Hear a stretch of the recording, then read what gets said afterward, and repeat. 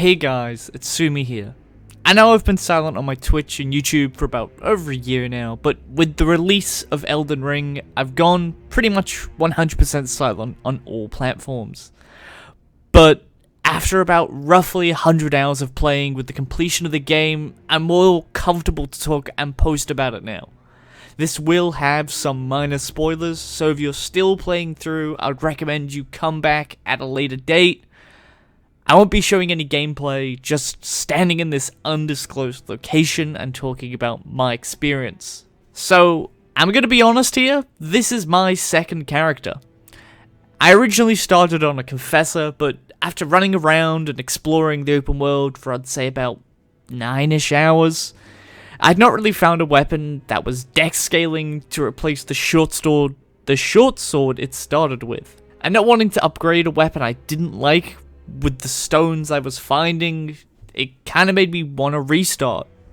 And I did. And boy am I glad that I did. I plugged in a samurai whose dumbass also forgot to pick a starting boon and sonic zoomed all the way back to roughly the same location and level I was in record time. And to be honest, I was doing some co-op with a friend for a long time. But with work mixed in and with the release of the game and character restarts, we both kind of progressed in different directions, and we lost track. But anyway, Elden Ring. It was a damn rocky launch for us PC players, but after a few days of disconnects, crashes, and FPS drops, and all these other issues that got sorted out, and with a bit more time, I'd say FromSoft will get a lot of these bugs sorted out. I tried to stay completely spoiler-free for everything. I know I do Peeves thumbnails and stuff, and all that content. I pretty much picked a random point in a video and took a screenshot of that if it was workable and mixed it up. All the gameplay, the bosses, the locations, the items, mechanics were all 100% blind to me. So when I walked out of that cave you start in, and just explored and explored until my mind couldn't keep my eyes open anymore, until Limgrave was burned into my sleeping thoughts. So yeah, you could say I was pretty much addicted to this game's world. And I wanted to dig through every single nook and cranny this fucking place had to offer. And boy, it does. Not a single spot on the map goes to waste. You could be running through a forest and suddenly come across giant bears during the day, but going through the same spot during the night and suddenly you're being chased by fucking Nazgul. The game has a fully functioning 24-hour day-night system with secret encounters tied across all times of the day. So just after you think you've cleared out this disgusting, creepy, scary zone during the day, you see the sun setting, you're suddenly being chased by Nazgul, you're like, oh my fucking god, the real rowdy rough boys are coming out to play. I loved many of these boss fights. All but one. And I know all Souls games have a fight like this, but I just hate them. I hate having to do them. And I'm talking about the giant lava snake boss, Rykard.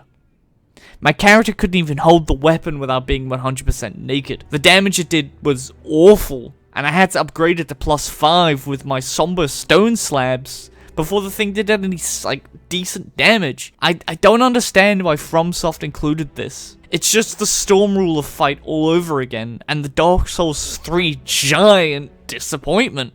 But aside from that boss fight, honestly, with my build, the rest of the game, I was probably over-leveled and over-geared for 99% of the bosses, so it was a piece of pie for me. Well, aside from her, the cursed one, Milena.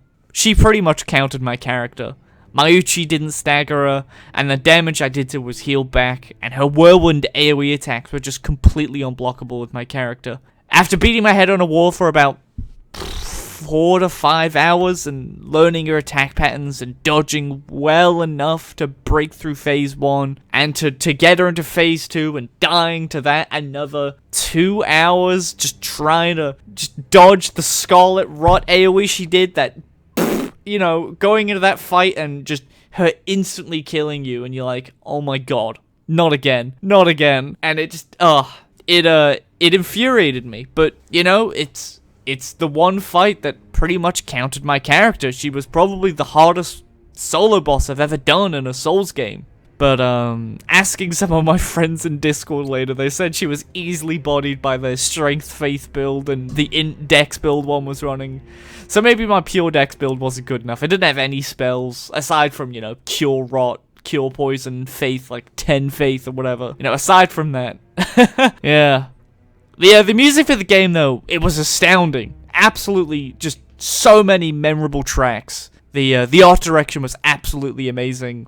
Every single time I went through an area, I was like, wow, this is beautiful. I don't think they can top it. And just boom, again and again and again.